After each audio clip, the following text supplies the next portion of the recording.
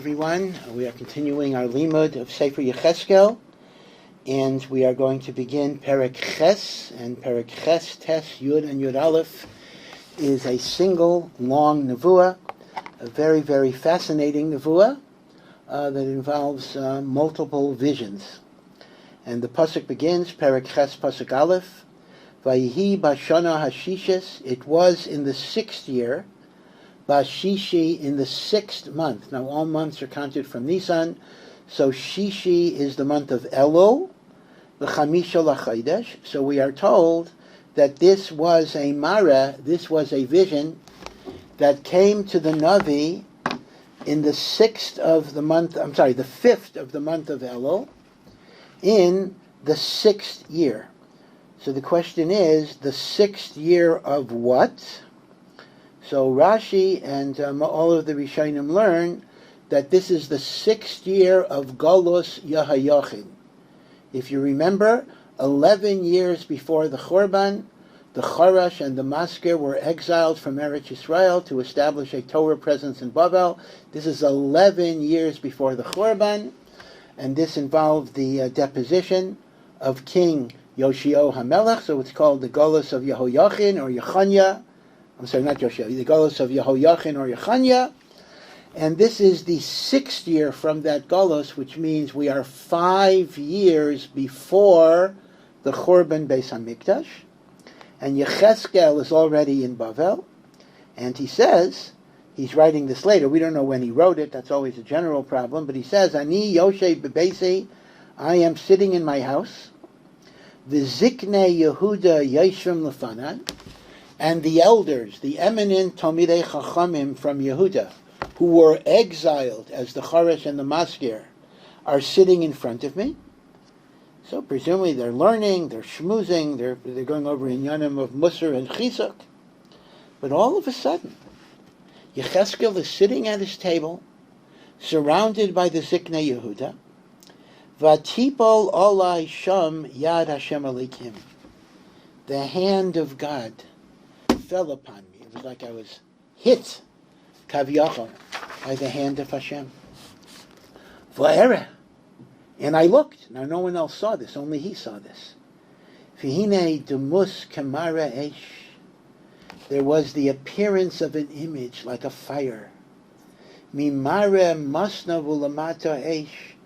From the thigh downwards was fire. Was some type of image, but the bottom half was fiery. Umimasnav ulamala, and from above the thigh, above the abdomen, kemare zayar ke'ena chashmala. It was not just fire, but it was the radiant glow of the chashmal. Now you'll recall from the beginning of the Sefer, the Maaseh Merkava, that chashmal does not mean electricity. Chashmal is a special type of divine radiance that surrounds the Kisei HaKavod. So this is some type of image. Well, the simple meaning is of HaKadosh Baruch Hu, but it could be a malach, in which it had an image, meaning it had some type of form of a body. The bottom was fire, and the top half was chashmal. And Rashi says, very briefly, Asor lehisbainein, the pasuk says, we're not allowed to think too deeply about this pasuk, because it is ascribing some type of physicality to the Eibishter. But be it as it may, pasuk Gimel says, Vayishlach tavnis yad, from this demus, a hand reached out. Vayikacheni betzitzit roshi, and it grabbed me by the locks of my hair, like a hand came out from this demus, grabbed me by my hair. Vatisa osi ruach beina oretz ubeina shamayim, and I was being flown. I was carried between heaven and earth by a powerful wind. Vatavei osi Yerushalayma b'mareis Elokim, and I was brought. I'm in Babel, right? But I was brought all the way to Yerushalayim in this image. El Pesach, Shar HaPnimit HaPoneh Tzafona, to the entrance of the gate of the temple courtyard. We have an Azara, a courtyard, and the courtyard has gates. And then you have the Heichal, which is the actual temple building.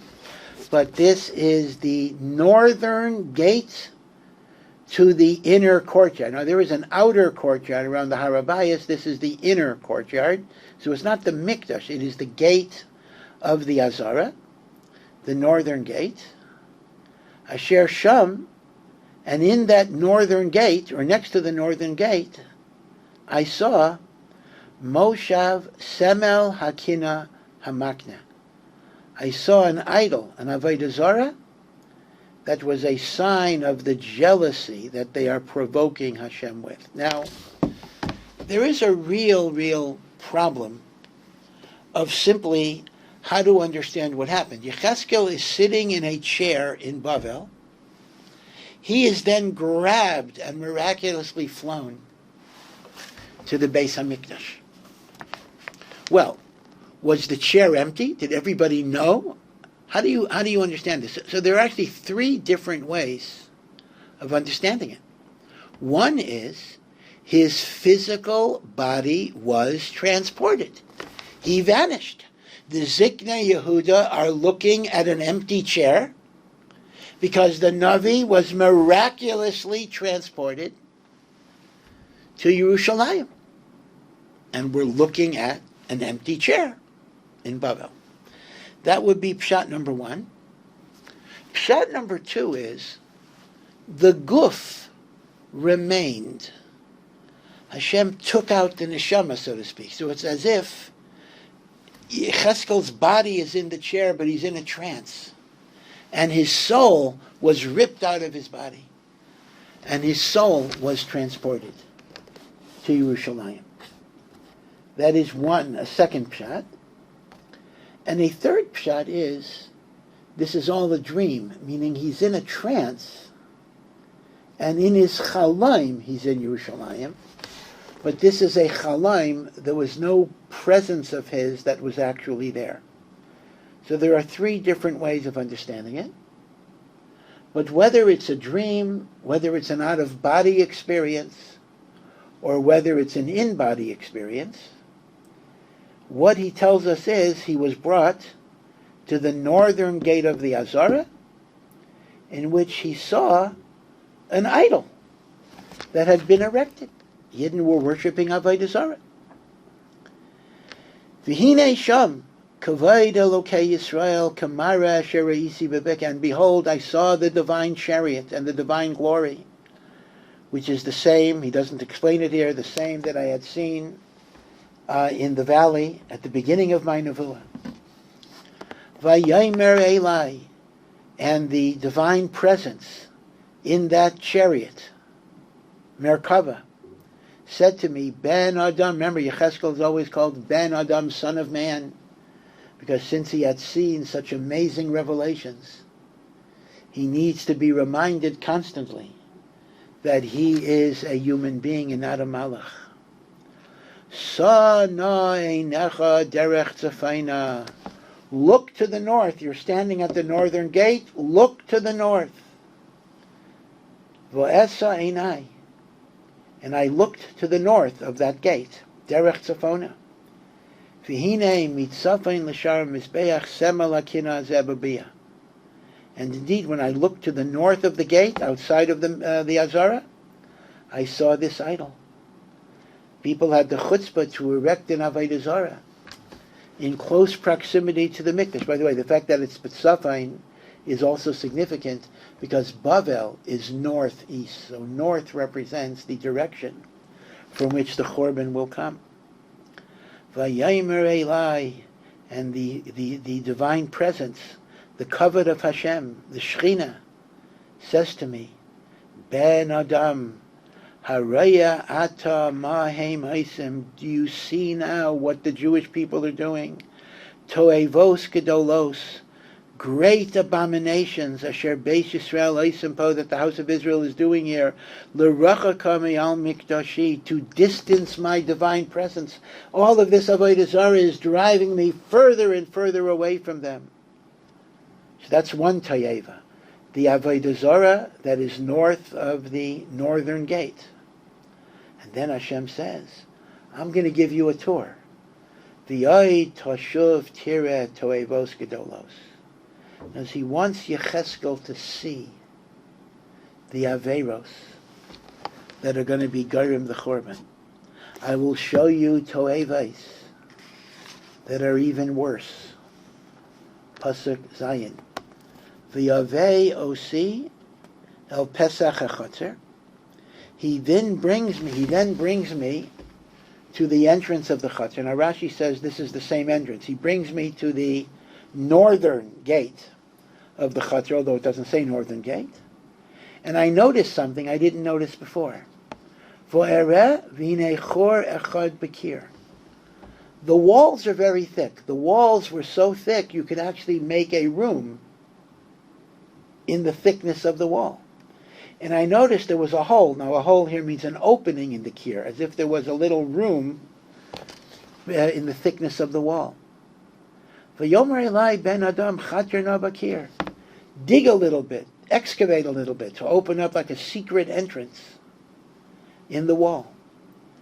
V'yechkor bakir. Echtor bakir. I dug a little hole in the wall. Now again, did this happen? Is it a dream? Right? Not clear. But I dug into the kier. V'hinei pesach echad, and it became an opening. It was like a secret entrance. V'yomer elai. And Hashem said to me, Bo ure'ei. Hatoevos haraos asher heim eisim pai. Go and see the evil abominations that they're doing in this secret chamber. Mamash, in the northern gate of the Azara. V'avoi v'yareh. I went into the secret tunnel, and I saw. And again, I'm not really sure. Perhaps it then went underground, because again, the wall is not very, very big. It's not big enough to have a lot of people.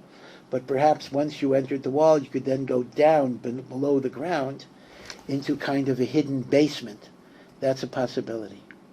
And what did I see in this hidden room, in the chutzner, in the azara of the Beis HaMikdash Mamish? V'hinei kol tavnis remes ubehema sheketz v'chol gelulei Beis Yisrael mechuka al hakir saviv saviv. Along all of the sides, I saw engravings of crawling reptiles and treif animals and idols. So the animals weren't actually there and the idols were not there, but they engraved them on the wall. V'shivim ish miziknei Beis Yisrael. And there were 70 elders who were supposed to be righteous people. V'yaznayahu ben Shafan, a man who is apparently well known as a tzaddik. Omeid b'seicham. He was with those 70 people. Omdim lifneim. All were standing. V'ish maktarto biyado, and each one had a little kli which had ketairos, coals, called the censer in English. They had coals and incense, and they were burning incense to all of these images of idols and animals and reptiles. Vasar anan ketairos ayla, and the cloud of incest was clouding up the room. So this is the idea of hypocrisy, secrecy. The idea that people who were tzaddikim on the outside had a secret life of immorality and avodah zarah. Vayomer Elai, pasuk Yud Beis, Haraisa ben Adam. Do you see ben Adam sheziknei Beis Yisrael? Even the elders, Eisen b'chayshach, they do these averos in darkness. Nobody else knows about it. Ish b'chadrei maskiso, each person in his private room. Ki imrim, because they say, Ein Hashem roya isanu. Hashem does not see what we're doing. Ozav Hashem es haaretz. God has left the earth and no longer cares. So again, was this actually happening, or is Hashem showing him a spiritual mashal for their hypocrisy? Meaning, if you would have been at the Mikdash, would you have found such a room? Or maybe, if it's a dream, Befrat, such a room did not exist, but Hashem is showing him a vision of the hidden rat. Not clear. So the first Tayeva was the idol. The second Tayeva was the secret room of the 70 Zekanim. Now we have a third Tayeva. You will now see bigger abominations. So here, the way Rashi understands it, he takes Yechezkel from the northern gate of the courtyard, that's called the gate of the Azara, to the Heichal. Now the Heichal is the Beis HaMikdash building itself. Now the Heichal only has an entrance to the east, going east-west. There is technically no northern entrance to the Heichal.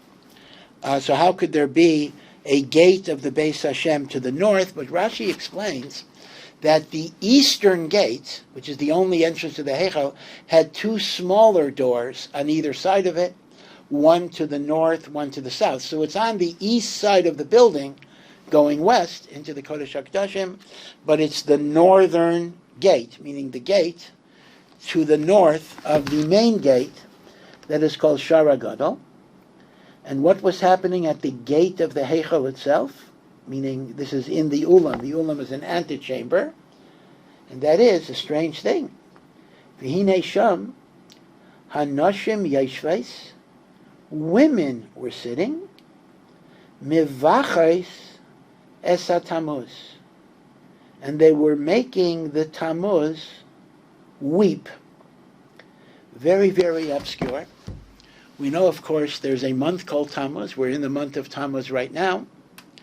But actually, this pasuk is telling me that Tammuz is a name of a Babylonian Avodah Zarah, an idol. All of the names of our months were taken from Bavel. And Tammuz was constructed in such a way that they filled it with different liquid, and when you lit a fire inside of Tammuz, it would cause the liquid to evaporate and come out like tears. So people would see the idol Tammuz crying, and they would think it was a real entity. So basically, women were setting up this idol to give the impression of Bechia in the Ulam of the Beis HaMikdash itself. So that's the third Tayeva. A big idol outside of the northern gate, the 70 people who are in the subterranean chamber sacrificing incense to Avodah Zarah. In the Ulam, the Nashim are setting up Tammuz to create the impression of Bechia. Now we have fourth thing. V'yamer Eli, Pasuk Tesvav, Hara'isa ben Adam, have you seen all of these things? Ay tashav tira tayeves gedailas me'ela. I will show you something even worse. Vayave I see el chatzer beis Hashem apnimis. So he moved me, again this is not necessarily the long distance, from the Ulam and the gateway of the Heichal back into the middle of the Azara. So now I'm in the courtyard. V'hinei Pesach Heichal Hashem bein Ulam bein Mizbeach, and in the direction of the entrance of the Heichal, but before you get to the Heichal, this is between the altar in the courtyard and the Ulam, the antechamber, bein Ulam leMizbeach, ke'esrim v'chamisha ish. Ke'esrim, seems to be approximately Esrim. For some reason, he didn't have an exact number. 25 people. Achoreim el heichal Hashem. Their backsides were facing the heichal, which you're not allowed to do. U'pneihem kedma. Their faces were facing east, because remember, the heichal and the Kodesh HaKadoshim is the western part of the Mikdash, and therefore their back is to the heichal, and they are bowing down to the sun as it's rising in the east. So this was in the morning. Vayomer Elai, and Hashem said to me, Hara'isa ben Adam, have you seen this? Hanakal lebeis Yudim asosiyosishirasupo. It was a light thing for them to do until now, meaning to say they have to do worse and worse and worse. It's as if what they've done as a tayeva is not enough. Kimolu es haaretz chamas. They have filled the land with violence and theft. V'yashuvu lahachiseni, and they keep on getting me angry. V'hinam shelchim es hazmora. Now this is a very, very stark statement. They are sending the foul odor of their flatulence to their noses. So the Gemara actually explains that when these people were bowing down to the sun and their backsides were to the Heichal Hashem, it doesn't only mean their back was facing the Heichal, it means they exposed their rear end and they were defecating and letting out air in the direction of the Shekhinah. Now, did this really happen, or is Hashem showing him a dream of what their madrega is? That I don't know. And when the pasuk says they are sending their foul odor to their noses, in point of fact, it should read to Hashem's noses, El Api, but it was written in this way, again, Al Pi Ruach HaKodesh, not to be so disrespectful to HaKadosh Baruch Hu. And this is the fourth Tayeva, the idol, the subterranean chamber of Keteris, the Noshim Mevachais Estamuz, and the 25 people who are defecating in the direction of the Heichal as they are mishtachaveh to the sun. And therefore Hashem tells Yechezkel, V'gam ani eseh b'chema, I too will respond with anger, lo sochos eini, my eye will have no mercy, v'lo yechmal, I will not have compassion. V'karu bi'oznai kol gadol, and at the time of the Churban, even if they're mispalel with a great voice, v'lo eshma eisam, I will not listen to their prayers. Now eventually, of course, there is tshuva, but at the time of the Churban, their prayers are not going to work to stop the Churban.